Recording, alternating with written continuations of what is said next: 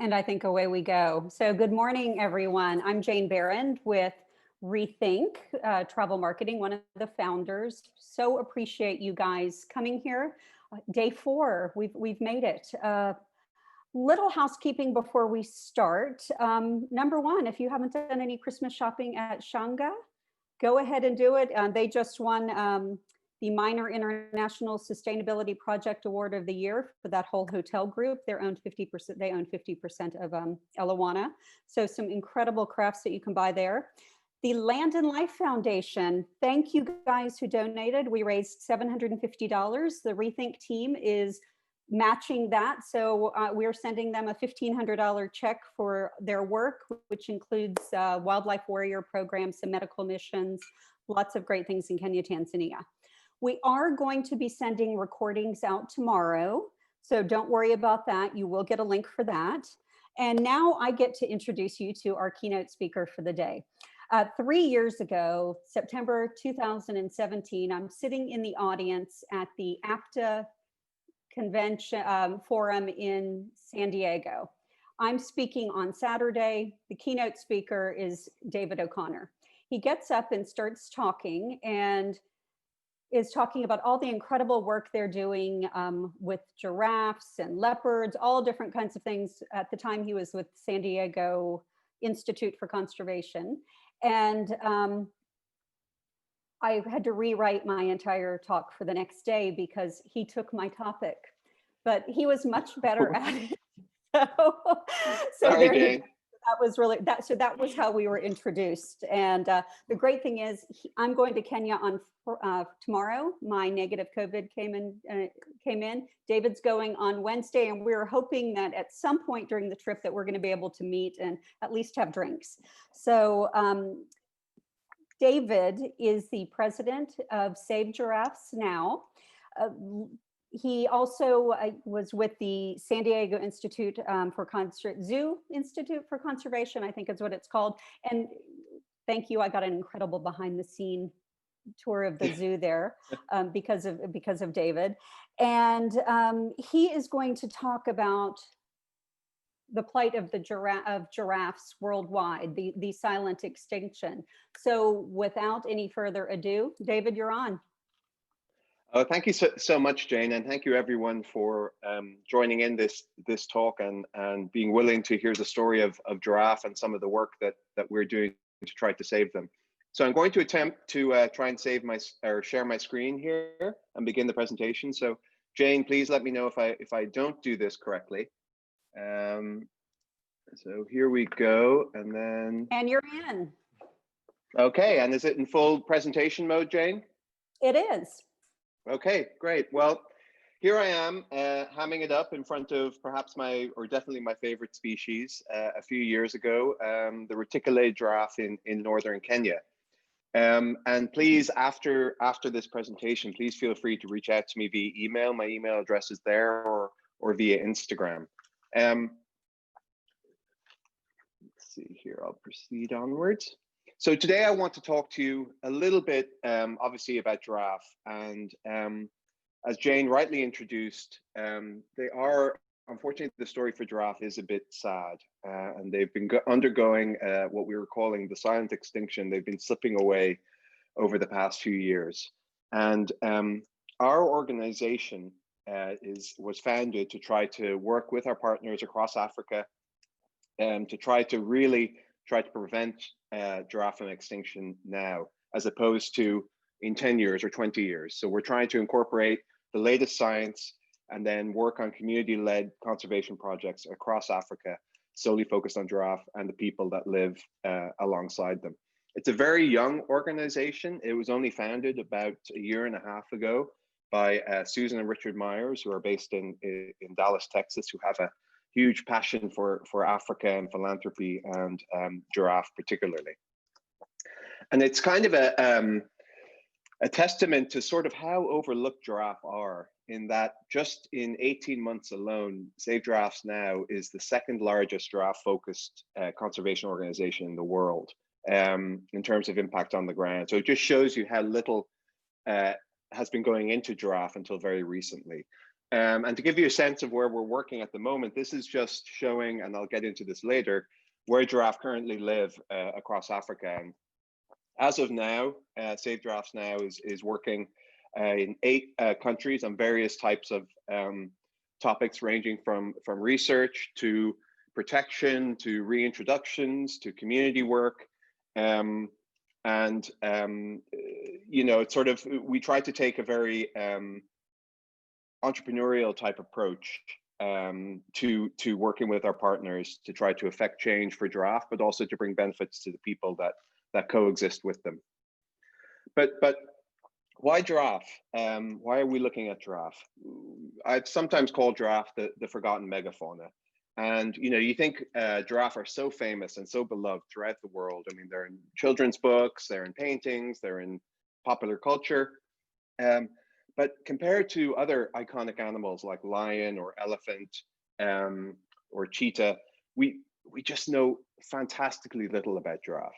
We don't know, for instance, how long they live in the wild. We don't really have a great sense of how many of them are left in the wild. We don't know exactly where they live. We don't know really what habitats they prefer. We don't know whether they migrate or not. We don't know, for instance, their home range. How much space do they need? And even today, we don't know how they communicate.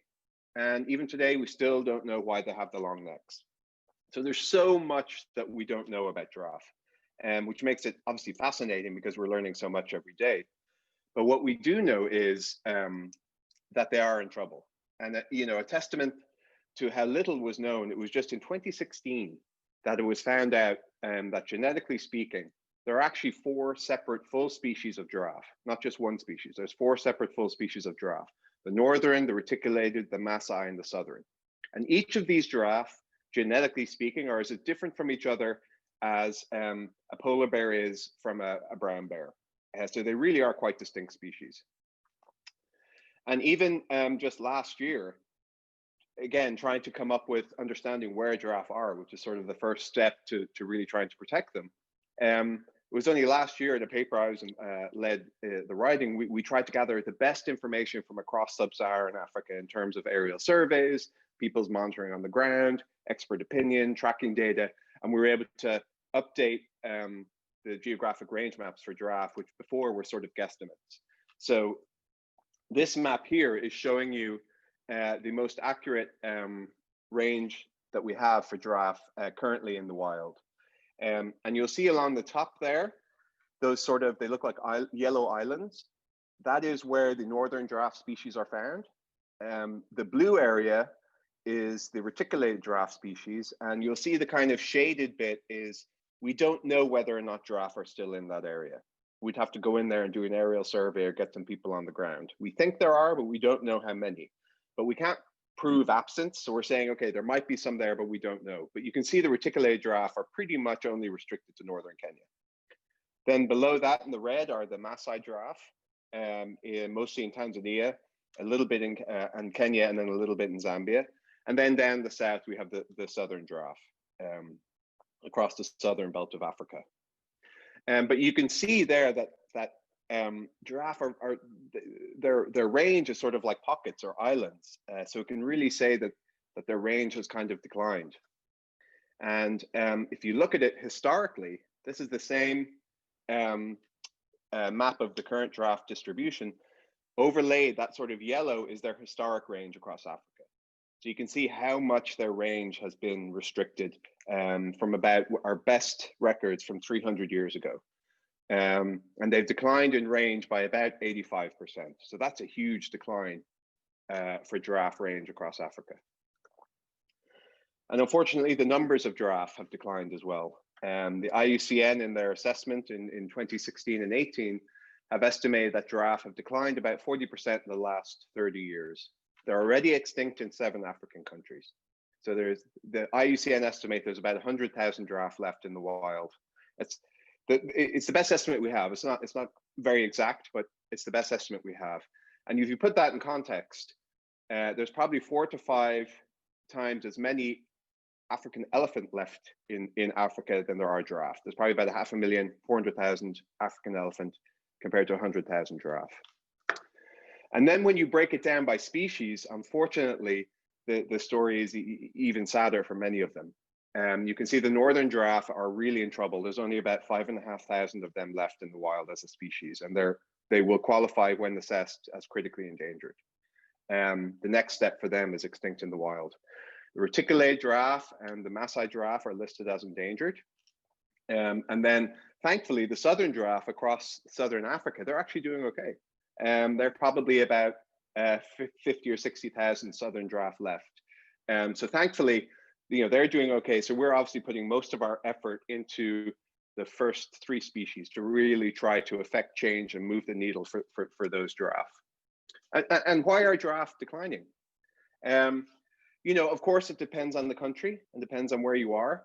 But broadly speaking, the major threats are habitat loss, as we saw in that range decline, land degradation, where you have overgrazing by local pastoralists or herders, and then also due to climate chaos or climate change. That's also changing where giraffe habitat can be. It'll shift as the climate shifts.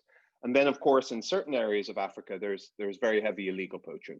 That is more of a patchy problem across the continent. It's not, even across the continent like it would be for those sort of trophy animals, as it were, like elephant for the illegal ivory trade or rhino for their horn.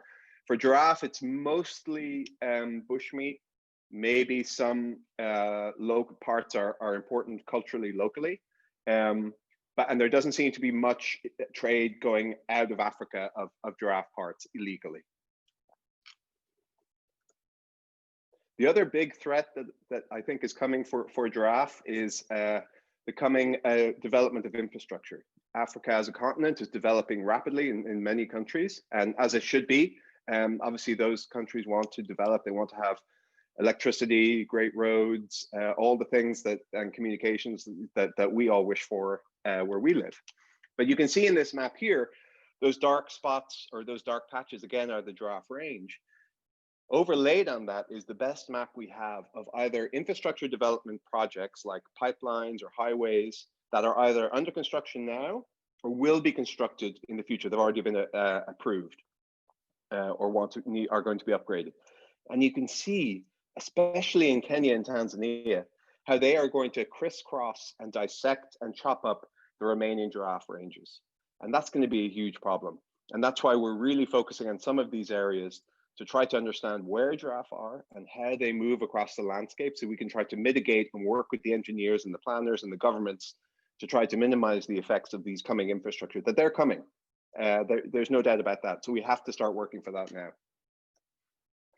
The other challenge for giraffe is, I know this is a bit of a confusing map, but what it's trying to show is the green areas are sort of what we call government managed protected areas, or sort of, national parks, national reserves, those kinds of areas. And you can see for many of the species that they largely exist outside of government managed protected areas. So the northern giraffe, across their range, only 25% are in national parks or reserves where they should be safe. 75% are outside, overlapping with people, overlapping with communities, and they don't have that same level of protection. The most extreme example of this is the reticulated giraffe in northern Kenya. Only 4% exist inside government managed protected areas. So unless we work outside of these protected areas where we're focusing our work as an organization, over time, you can just imagine that their ranges are just going to shrink back down to these government parks. And that's really going to be the end for giraffe. They're just going to be, it's basically like seeing them in a safari park at that stage. And that's what we're trying to help combat against. So we talked about giraffe, some of the challenges, and now what are we going to do to try to help them? And, a lot of people come to me, when they're chatting with me, like, oh, Dave, you work in conservation. It's so fantastic. You get to be out with wildlife every day, and it's all about wildlife. And it's actually, conservation isn't about wildlife. It's actually about people. Because ultimately, it's the people that live alongside or coexist with the species that we're trying to save. Ultimately, they're the ones that are going to be responsible for saving them, not me. And so what we try to do is work with the local people, try to devise plans together of how to save giraffe, and then try to look at ways we can bring benefits to those local people through giraffe, so that those giraffes have a value to those local people beyond, beyond being a wonderful species to have around, to actually have tangible value. Because, okay, giraffe isn't so bad, but if you're living and coexisting with elephants, elephants are a real pain in the ass to live with. They can wipe out your whole year's crop in 30 minutes, and that's you're finished for the year. Or if a leopard gets into your boma at night, it might take all your sheep and goats. So the fact that many people in Africa are still willing to coexist, that's amazing, and we're trying to build on that and support it and encourage it, again, to try to really focus on those areas outside of the national parks where we think we can really move the needle. So as part of that, and what does it look like outside of the national parks? And for much of the giraffe range, I would say much of the giraffe range, they're overlapping with a sort of type of culture that's largely pastoralist. And for those of you who aren't familiar with pastoralism, it's basically that people have livestock. They're not really sowing crops, and it's not like a farm or a ranch in Montana where you have a fence. This is your land, and your cattle run on your land, and that's fine. In a pastoralist setting, it's community lands usually, and then people take their livestock and they graze them out in the wildlands, overlapping with wildlife and sharing the same resources as wildlife. So for instance, this is a well in a dry lugga in northern Kenya, and at night wildlife use these, and during the day people use them. And so they're utilizing the same habitat, the same vegetation, and other resources, and really overlapping quite intimately. And what you get then is you have these scenes of coexistence where you have shoats sharing the exact same space as elephants in the background. Or, in this pasture here in northern Kenya, you have endangered Grevy's zebra, and then you can see livestock of camel and cattle in the background. So you have these scenes of coexistence, which actually is great. It's keeping the land open and available for wildlife. It hasn't been converted to crops, because then it would be lost to wildlife. So what we began while I was at the zoo, and we're still working at it now in my new role at Save Giraffes Now, is we began what we call the Twiga Walinzi Initiative, or Giraffe Guards Initiative. And we're also calling it in other places Giraffe Shuja, or Heroes. And what the Twiga Walinzi program is, it's really a community-led program where the community, we go in and we work with the community, we hire local people, and they wholly implement and help design the entire conservation program for giraffe. We started this in northern Kenya, and you can see we're working in multiple conservancies there, including the sort of pinkish red one there, you'll see called Ruko Community Wildlife Conservancy, where we just started one just this month. And I'll get back to Ruko later in our discussion today. And what do the Twiga Walinzi do? So first of all, one of their big roles is ongoing monitoring of the giraffe in their area. So that is basically photo monitoring. They go out, they walk transects, and they take photographs of giraffe, and they take GPS of where the giraffe are. Obviously, if they see snares or poachers or anything like that, they report it in. But they're monitoring the giraffe on their lands and helping us understand better where the giraffe are. But it's also helping them understand and better manage their land, how many giraffe there are, where they are in different seasons, and things like that. And what's great about giraffe is their coat patterns are like our fingerprints. They're individually identifiable by their coat patterns. So we take advantage of that, where we take right side images of giraffe and we put them into a bespoke pattern recognition software that we created, and it's actually online. So Safari goers can actually upload their information and contribute to this huge database. And what this software does, and it's beyond my understanding, this is for the boffins and the lab coats. The software is able to identify giraffe patterns and then look at the pattern and match it up with any previous examples of where they've seen that giraffe before. And then they can track that giraffe over time. They can also see who that giraffe is hanging out with, and they can also see where that giraffe has traveled. And that allows you not only to count the giraffe, but also tells you where they are in the system. So this is, again, in northern Kenya. The black outline there is Namanyuk, and you can see where it's getting really pink and yellow. those are our highest density of observations of these giraffes. You can tell, wow, this is a hugely important area for giraffe within Namanuk. We really need to focus on managing that for giraffe, and maybe we can bring our livestock to other areas, and it really helps the community manage their own land to benefit both wildlife and livestock. It also allows us to count how many giraffe there are. So we know from year on year how many giraffe there are, who's dying, who's being born, and we can track, if there's huge dips, then okay, that could be some kind of a problem and we need to intervene, et cetera, et cetera. What we also use, in addition to the teams going out, is we use motion activated trail cameras. And this is a huge tool in conservation. Basically, when an animal walks by, it takes a picture. And so we can see what type of species it is, how many there are, and we know obviously where it is too. And we've created these camera trap grids across the areas where we work. So this is an example of our camera trap grid in Loisaba. And you can see there it's pretty regular, so we have really good coverage of that. And the great thing about these camera traps is they're not just taking pictures of giraffe. They take pictures of anything that walks by. So, elephant, giraffe, of course, wild dog, aardwolf, cheetah, gerenuk, lion, okay, more giraffe. And so what we're able to do with these is not only get information for ourselves, for giraffe, for our monitoring, we can then share with the elephant, people focus on elephants. Hey, here's the elephant data, or the giraffe data, or the zebra data, or the lion data. So it's really been great in trying to benefit all species, not just giraffe. So that's sort of where they monitor on the wildlife side. Another big part of the team's work is with the community, because again, all the members are from that community. So in that, we're trying to learn from the community how they feel about conservation, how they feel about giraffe. Do they feel like they're benefiting from conservation? What can we do to improve? These kinds of things. And we work with specialists in social science that come up with ways of developing questionnaires and that to elicit responses using various different techniques, even when it's something as sensitive of, have you eaten giraffe meat or have you poached giraffe? And so this is a map from showing where giraffe meat consumption is happening in the areas where we're working. So we've asked people, have you eaten giraffe meat in the last year or so? And again, you can see then this helps us identify the hotspots of where people are eating more giraffe meat than in other areas. And that allows us then to hone in on those areas and try to work with the local community to try to find alternative solutions so they don't have to eat giraffe meat, and learn more about where they're getting their giraffe meat.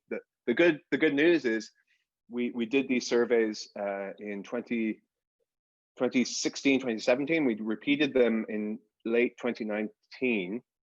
And the good news is we were getting reports of about 30% of people in the areas where we worked were eating giraffe meat. When we did the second survey, it was down to about 5%. So that's a real indicator that we're having impacts on the ground.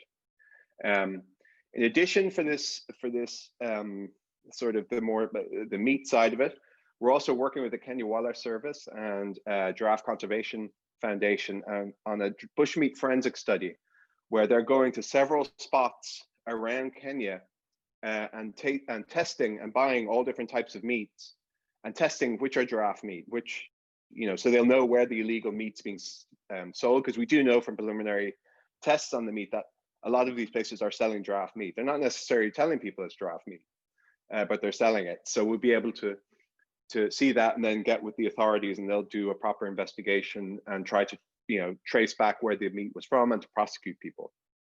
So that's ongoing this year. And then the other part of the team's work is, again, the community, they may not know what's going on with their land or what we're doing, what are we researching. So they hold regular meetings with all different members of the community, the elder men, elder women, young women, and the Morans, and telling them, giving them feedback on, here's our findings from the last 6 months. Here's what we're learning about your community and your lands and what giraffe are doing, and maybe some suggestions on how we can help you try to better manage things for giraffe. We also hold regular celebrations for giraffe, so that the communities can come around, like everyone loves a bit of a party, and it's all themed around giraffe. The primary schools develop songs, the women's groups develop songs. Of course, there's a lot of goats served and things like that. So those are really, really popular to bring people in. And not only from local community, local politicians will come in, you know, police, chieftains and that will come in. So it's really, these events are really big in trying to celebrate giraffe, celebrate the work the community are doing, and celebrate, of course, conservation. And then the other element of it is that we try to support education and linking that to giraffe. So trying to help schools with supplies. Also, we've developed educational programs where we can go in that are aligned to the curriculum of the various country, and go in and do conservation and giraffe themed talks to the children that are in the area. And we also have a scholarship program and things like that. So again, we're trying to link in these different benefit streams to the communities, back to giraffe, beyond just the jobs for the teams, but in other ways, so that when they look at a giraffe, it has value, and it changes the calculus in the person's mind. When they see an outsider coming in trying to take one of their giraffe, they're more inclined to call the Rangers or the Twigo Lindsay team or whatever. So that's a huge part of what we do. The other element of what we do is what we call a program called Twiga Tracker. And that is about attaching tracking units to giraffe, satellite tracking units to giraffes, who can track their movements across the landscape. Now, I have a video here, and I hope it'll work. Jane, maybe you'll tell me if either it's not working or if it looks crummy, and I can just stop it. I think it's about a minute and a half or so. So let's see.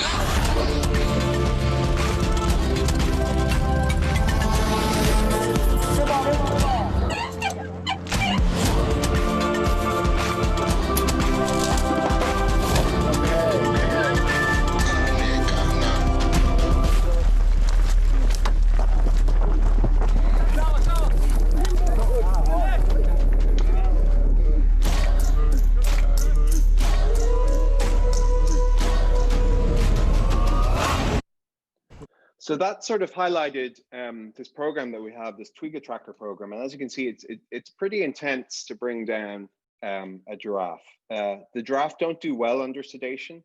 So we're very judicious on when we put on these collars. And we have a team there that is experienced in doing it. And the minute the giraffe succumbs to the tranquilizer, as you saw there, and comes over, then we put the reversal in immediately.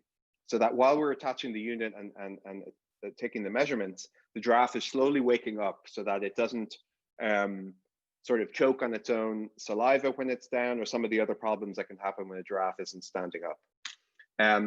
And I think uniquely in conservation and for a species, with partners, Giraffe Conservation Foundation, the Smithsonian, and others, we're actually all working together, using the same protocols and sharing all the data across the continent in this program. The goal is to try to attach tracking units to about 250 giraffe across very important key populations across Africa. To date, we have about 188 giraffe that have been collared in the history of the program, and they've been collared in 8 or 9 countries, and that's expanding. It'll expand more next year. We're meant to put on some this year, but of course we couldn't. But what that means is that then you can see these little dots moving around. These are actually giraffe movements from the satellite tracking units that sit on the ossicomb. They're solar powered, and they take a fix of where the giraffe is once every hour. And that way we can see where giraffe are going and learn things about, like, what is their home range size? Where do they cross highways? How much time do they spend inside protected areas versus outside protected areas? What kind of habitat do they prefer? What are their seasonal migrations? What areas they need in the wet season versus the dry? And you can also zoom in. Here we're zooming in again to northern Kenya. You can actually track, it looks like these are what the giraffe tracks kind of look like, and you can see the giraffe movements, and you can see they're utilizing a lot of different corridors and different protected areas. Some of them, like the ones in the lower left-hand corner, they seem to not move as much as the ones in the top right area where it's drier and there's less resources. And we're still getting our data in, but already we're seeing some pretty interesting findings that for reticulated giraffe, the home range for a female seems to be about 100 square miles or so, whereas for the male, it's about 500 square miles. So they're utilizing much bigger amounts of space, and it's likely because they're going from herd to herd, wandering around trying to see if they can get lucky with any of the females. So that's going to be huge information in the coming years, not only for conservation, but also that we can actually have hard data for when we see if they want to put a pipeline through this area or a road. We can say, okay, here's actually where the giraffe are, here's how much space they need, and here's where they would cross the road. Maybe we can put in some speed bumps there, maybe we can put an overpass in, and things like that. We've already helped in northern Kenya alter where the lapsat development is going. So it's really a very, very important tool. I would say the most important tool for giraffe conservation right now. What also we can do is we were borrowing from the Save the Elephants app, and we were working with Vulcan, and we now upload all the giraffe movements into the Earth Ranger system, so that I can actually see on my cell phone where the collared giraffe are at any time. But also it feeds back directly to these operation centers for anti-poaching rangers. So they can actually see where the giraffe are, they can see where the ranger teams are in relation to the giraffe, and try to help better protect the giraffe and focus their patrols more if they hear their poachers in the region, or the giraffe are going into an area where they know that's dangerous. They could try to maybe get some vehicles in there and encourage the giraffe to go back the other way and things like that. So it's really having an on the ground applied output. Also, when you go into Earth Ranger, you can actually see all the different giraffe on various different layers of satellite layers. So you can have satellite imagery or other types of imagery, so you can understand what sort of habitat they're getting into. And then you can zoom in on the individual giraffe and see where they're moving. You can see where the sort of heat maps, you can kind of see what areas they're using more versus not. And so it's really, really important tool. The other area that we're very focused on is sort of, not surprisingly, protecting the giraffe. Okay, now we know where the giraffe are. We know roughly how many there are. We're getting to know where they move. The first step is let's protect them. Let's protect what we have. And so we do work with anti-poaching and desnaring teams in several countries across Africa, supporting these brave men and women on the front lines that are really trying to protect giraffe, and of course has a benefit for all wildlife. In addition to that, we also support desnaring efforts, particularly in Uganda, in Murchison Falls. Again, this is led by our collaborators, Giraffe Conservation Foundation. But we actually there's a team there we help support that their sole goal is to go around, remove snares, and then also try to rescue giraffe and even other species that are caught in snares, but they're still alive, or they've been able to rip the snare out and are sort of hobbling around, dragging this snare behind them. So in 2019, they've already saved 69 critically endangered Nubian giraffe, otherwise known as Rothschilds. So that's a pretty impactful program that we're very proud to support, and will help expand it hopefully over time.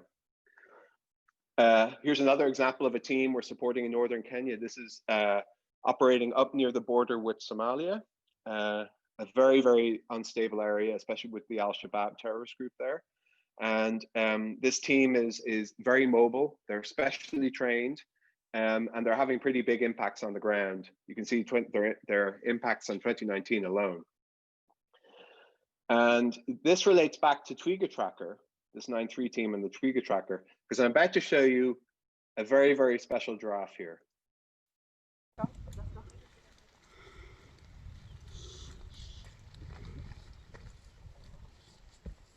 Good job,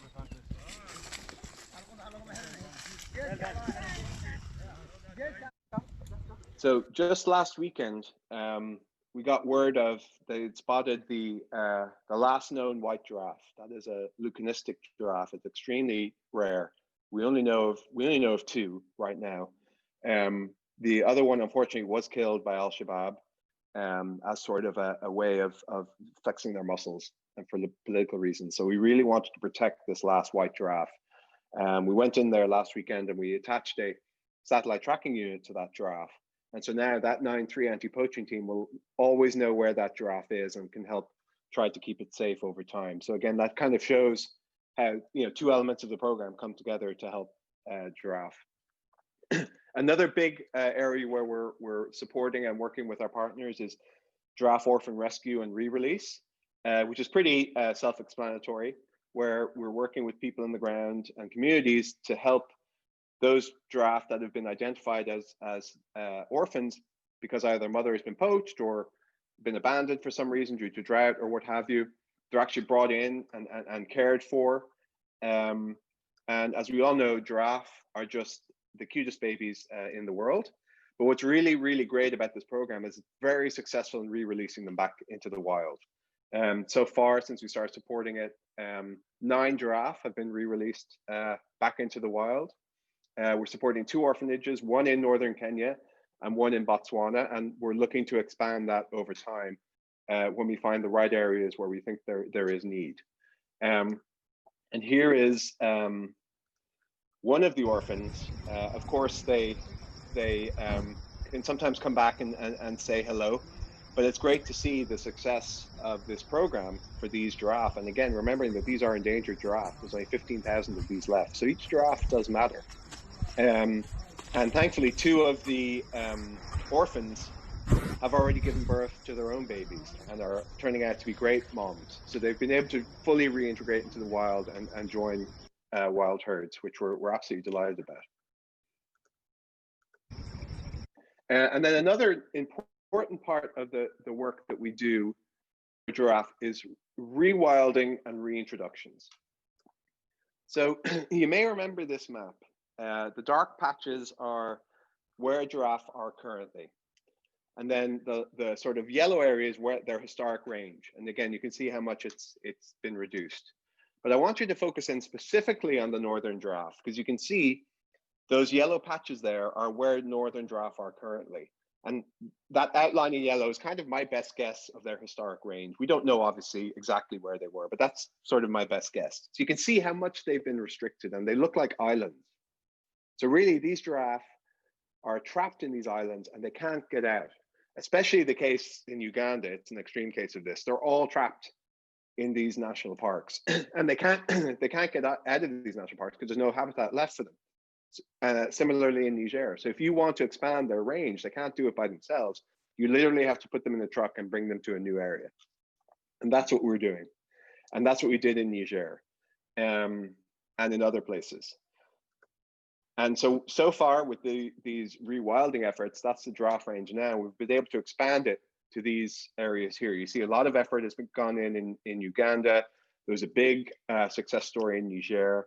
And Kenya, hopefully next week, we're going to be doing another reintroduction and expansion. So this is really moving the needle for giraffe. And so this is what the story that I want to tell you about the Ruko Conservancy. You may remember I was telling you about that. The Ruko Conservancy is in northern Kenya, in the Eastern Rift Valley, and it's the historical home to the Rothschild giraffe, which also known as the Nubian giraffe. There's probably only 3,000 Nubian or Rothschild giraffe left in the wild. In Kenya, there maybe is only 800, but again, all in these little fenced areas. And there are giraffe in Ruco, as you can see here, but the unique thing about these giraffe in Ruco is they're all on an island, and there's 8 of them on this island. And on the mainland, these giraffe went extinct about 70 years ago. And these giraffe are trapped on this island on Lake Baringo. And the problem with this island is the lake levels are rising. And already it's risen to such a point, it's cut off this lower level from this higher level here. It's already cut that off. So there's 1 giraffe trapped on this lower part and the other 7 are on the other part. And the lake levels are still rising. So we need to get these giraffe off the island. Now, this is more than just a sort of rescue package. This is, we've grander schemes than that. So you can see here a map of Ruco, and you can see the green area outlined is Save Giraffe Now is partnered with NRT to fund the construction of a giraffe sanctuary. So about 4,500 acres has been fenced now, ready to receive these giraffe. And we hope again next week to start moving them off the island. So hopefully these 8 giraffe will be moved into the fence sanctuary. And then we'll bring in another, once these giraffe settle in and things are looking good, we'll bring in another 12 to 15, probably from Soisambu or Ruma National Park. So we can have a breeding population of about 20, 25 giraffe to start breeding up on the mainland. And hopefully over time, what we'll do is we'll periodically drop the fence, let some giraffe out and put the fence back up. So over time, these giraffe will naturally repopulate into that release area in the Eastern Rift Valley you see there. And that's all different community conservancies that we're working with. And eventually in 20, 30 years, we hope that these giraffe will create a corridor up to Pianupe in Uganda, where we reintroduced giraffe with Giraffe Conservation Foundation last year, and then they can reconnect back to their cousins in Uganda. So that's a really, really ambitious plan from an area, again, where giraffe were wiped out 70 years ago. So that's our big focus this year. We also just started the Twigo Lindsay program in this area. So again, to bring all that community outreach and engagement so that the communities are ready and happy to receive giraffe when they come onto their lands. So currently right now, these giraffe are on the island. You can see they're in good shape. They're healthy, thankfully. There's good fodder there. We are supplementarily feeding them there in that blue bin there. You can see Mike Parkeye there in the beginning, in the foreground. He's one of the rangers at Ruco, and he's just an incredible guy. And he's looking after these giraffe beautifully. So how are we going to get the giraffe off this island? Well, we've built a barge. So it's going to be a bit like Noah's Ark. And what we're hoping to do is not dart the giraffe like you saw in the other video, but actually we're slowly training them to get used to the barge. And hopefully we won't even have to sedate them at all. They'll just go on voluntarily and we can bring them. So here's an example of some of the training we've been doing.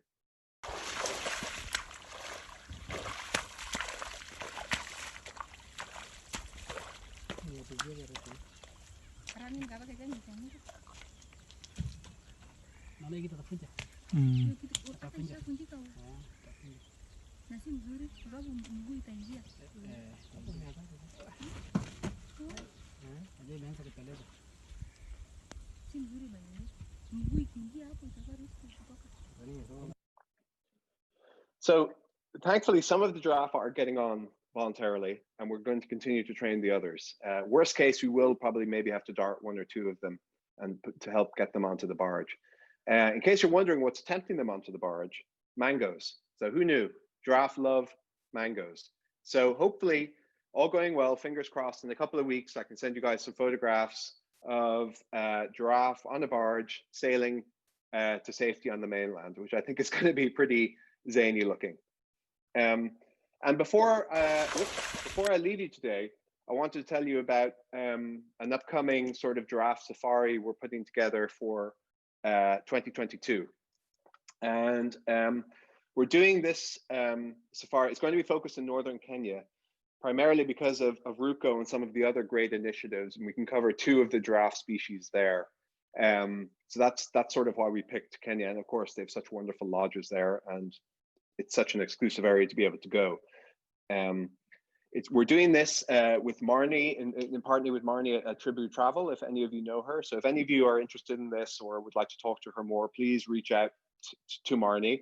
I know she'd love to hear from you. Obviously, we're going to include, and she can also send you the full itinerary as well. So obviously, we're going to include Giraffe Manor, but we're also going to go out and do some fly camping in really, really remote areas. It's really a bespoke, exclusive trip. Getting to go to areas that sort of normal trips won't take you. Again, it's giraffe themed, but it's not giraffe exclusive. We'll also be going to places like Ritteti. We'll go to walk with rhinos in Sarah, and really getting out into these remote areas that aren't on the normal tourist trail, but are still, quite exclusive. And of course, it'll be very, very community focused as well. There's also going to be built into that itinerary a pretty substantial donation to Save Giraffes Now to help support our work on the ground across Africa. You'll also meet, of course, some of the Trigo-Walinzi people as well. So it's a rather expensive trip, and I think it's capped at 6 people. I think because it involves helicopters and planes, and because of the fly camping and just the remoteness of it. I think it's going to be a really, really special trip. Of course, I'll be there for most of it.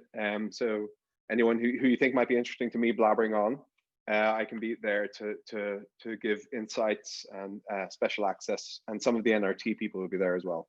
So if you're interested, please follow up with Marnie on that. And with that, I'm going to kind of shut up now. I just want to let you know that, of course, it's not just us doing this. We really partner with so many people across Africa and government agencies across Africa. It's a team effort, and we're really trying to all work together harmoniously for giraffe. And it's really good to see the community coming together around giraffe. And so with that, I'll say thank you very much. And of course, please feel free if you ever want any more information, to drop me an email, or and we have some questions for you. We do have some questions for you. So the first one is, what kind of giraffe is this? It's kind of a personal joke, guys. What kind of giraffe is this? Jane, I love you forever. That's why I did this. So anyway, it's very hot though. It's sad. I own a giraffe onesie and David does not. Okay, a few questions Contributions for you. of a giraffe onesie to me are welcome. That's right. So good. So I've got to take it off because it's too hot. So questions for you. How did you first become interested in giraffes? So that's really interesting. I get asked it quite a bit.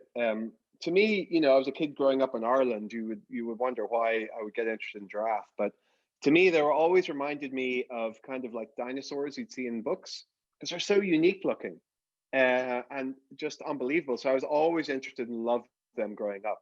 And then when I got more into conservation, I saw that nobody was working on them. So, if I wanted to work on elephants or lions, there's 1,000,001 people working there. So you can't really move the needle much for giraffe. And I'm not the smartest man in the world. So if you know only a little bit about giraffe, I can just find out how many there are in an area, and that's a big finding. And it's, I don't have to be too smart just to count giraffes. So that's probably the main reason. Okay, cool. So question is, can the different species of giraffes mate with each other? So in places like zoos and stuff, they can. And some of the giraffe you'll see in zoos are actually hybrids. So they can mate with each other, and they probably do in the wild a little bit, where they're like, especially the Maasai and the reticulated might in Kenya, in some areas. But there's enough geographic sort of blockages, and it's not happening enough for them to go back into one species. Okay. Is the Rothschild or Nubian giraffe its own species, or considered a variation of the northern giraffe? Right, that's right. So that's a great question. So the Rothschilds is a subspecies of the northern giraffe. So it's a type of northern giraffe. Okay. Can white giraffes breed with other giraffes? Yes, they can. Yeah, okay. But it's very, very rare trait. Okay, a few people have asked for your email information Yep. to show that again, and we'll put that in the chat if you're able to do that, Christina, would be great, and also Marnie's email address, tribu, TRIBU. Yeah. .com. I think it's Marnie at tribu.com. Yeah. So where are the largest populations of giraffe? So the largest populations of giraffe are probably in southern Africa, in South Africa, as a country, because and you know, because they just have so many giraffe there. So as an individual country, where the most giraffe are, it's there, probably followed by Tanzania, I would imagine. The most diverse country for giraffe is Kenya, because it's the only country in Africa that has 3 of the 4 species of giraffe in it. It has northern giraffe, it has reticulated, and it has Maasai. Okay, cool, cool. What is the most endangered of the giraffes? So the most endangered type of giraffe is the West African giraffe, which is a type of northern giraffe species. And it's only found in Niger. And it was one of those reintroductions I talked to you about. In the 1990s, in the 1990s, there was only about 50 of them. Today, there are 600. Okay, so you have 4 types of giraffes, and then how many different subspecies? 5. 5, okay, okay. Can the white giraffe breed with other giraffes? Yeah, it can. Other reticulated giraffe. The white giraffe is a type of reticulated giraffe. Okay. Oh, here's another question. When they interbreed, are the offspring viable? Yes, they are. So they're not like some of the other hybrids that you get. So they can. So that's why in zoos you'll see hybrids like that, and they carry on breeding. Okay. Do you have a favorite giraffe? That's a great question. I do, and it's probably that West African giraffe that I mentioned before. To me, all giraffe are beautiful, but they're just stunningly beautiful. Just their body looks quite different from the rest of giraffe. They're sort of thinner, and they just look more elegant. So, okay. Okay. Are you hopeful about giraffes? so that's a great question. You know, despite the bad news, I actually am, and the reason why is because I can see when we go into these areas and start working with people and talking with them and developing programs together, it transforms the whole area, and really the community get behind it once they're given a bit of resources and some guidance. They really get behind what we're doing, and also seeing the success of these rewilding efforts to expand the ranges of giraffe, bringing them back to where they were extinct before. That's really giving me hope. So I do actually have hope for giraffe. Now we have a long way to go, and we still have to carry on, but you know, I'm not discouraged. Okay, great to hear.